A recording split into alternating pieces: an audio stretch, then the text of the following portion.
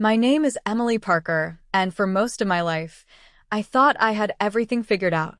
I had a husband, a family, and a steady routine that carried me from one day to the next.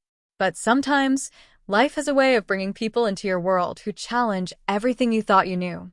This is the story of how two men walked into my life and changed everything, right in front of my husband. It all began on a quiet spring morning in our small town of Ashford, Virginia. My husband, Daniel, and I had been married for nearly 15 years.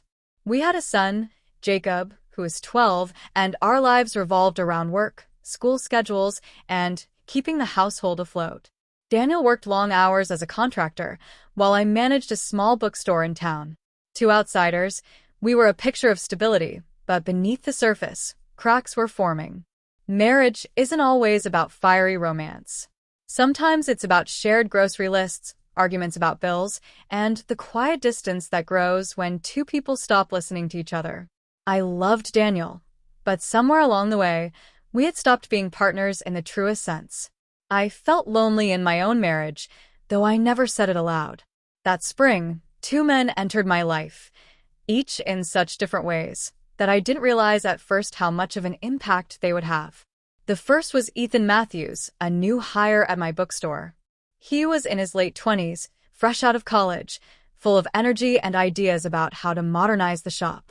He talked about digital marketing, local author events, and redesigning the front windows to draw in more customers. I admired his passion and, truthfully, his presence brought a spark into my days that I hadn't felt in years. The second man was Mark Dawson, a longtime friend of Daniel's who had recently returned to town after years of working overseas. Mark had always been the life of the party, charming, witty, and full of stories.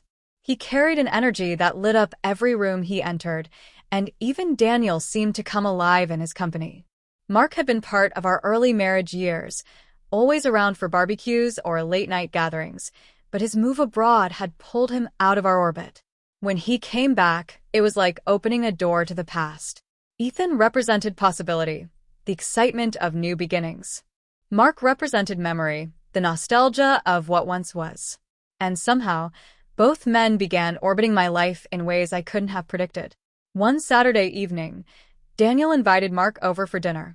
I cooked a full meal, hoping to revive the warmth of old times. When Mark walked in, carrying a bottle of wine and his trademark grin, it was as if the house woke up. He hugged me tightly, saying, "Emily, you haven't aged a bit." I laughed it off, though Daniel teased, "Don't inflate her ego too much, Mark." We sat around the table, reminiscing about younger days. Jacob, fascinated by Mark's travel stories, hung on his every word. Daniel laughed harder that night than I'd heard in months, and I felt something stir in me, an ache for the closeness we used to have. The following week at the bookstore, Ethan proposed a small poetry night event. "People crave connection," he said. "If we make the store a place where they can gather, sales will follow." I agreed, touched by his enthusiasm. As we worked late rearranging shelves and stringing up lights, I found myself opening up about my life, how I missed being seen, how routines had dulled my spark. Ethan listened, really listened, in a way I hadn't felt from Daniel in years. But here's where life threw me into uncharted territory. Daniel began to notice. Not in the way you might expect, with jealousy or anger, but with something else, curiosity. He came by the bookstore one evening to help us set up, and I watched as Daniel and Ethan worked side by side. They laughed, debated over placement of the displays, and bonded over their mutual love of old novels.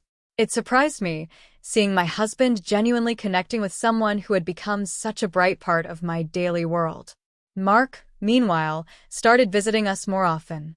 He'd drop by after work, bring snacks, or invite us out to community events. And once again, Daniel seemed different, lighter, more relaxed. It was as though these two men, one from the past and one from the present, were reminding him of pieces of himself he had long forgotten. Then came the night that changed everything. It was the evening of the bookstore's poetry event. The shop glowed with fairy lights, chairs lined up in neat rows, the scent of fresh coffee and pastries filling the air. Ethan read a piece he'd written about finding joy in unexpected places, and his words struck something deep in me. Mark followed with a humorous anecdote about his travels, making everyone laugh until their cheeks hurt. And then, in front of that small audience, my husband included, I felt the weight of it all. These two men had reminded me of who I used to be. Ethan had shown me that I was still capable of feeling excitement, of dreaming bigger than my routine. Mark had shown me that joy and connection could be rekindled, even after years of silence. And Daniel, sitting there watching it all, finally saw it too.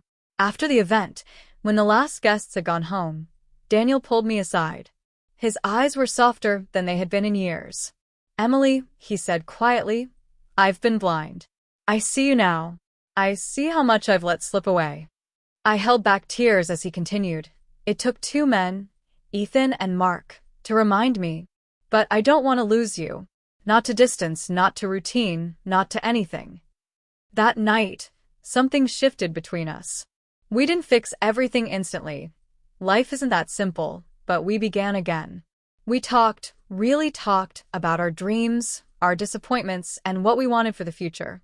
We laughed more, we planned little getaways, and slowly, we rebuilt the intimacy we had lost. Ethan stayed at the bookstore for another year before moving on to pursue graduate school. Mark remained a close friend, his presence in our lives a reminder of laughter and second chances. And Daniel and I? We found a new rhythm, not the one we had before, but one born of growth, honesty, and renewal. Looking back, I realized the story wasn't about me being pulled between two men. It was about two men showing my husband and me what we had forgotten, that love is not something you set on a shelf and admire from afar. It's something you nurture, protect, and fight for.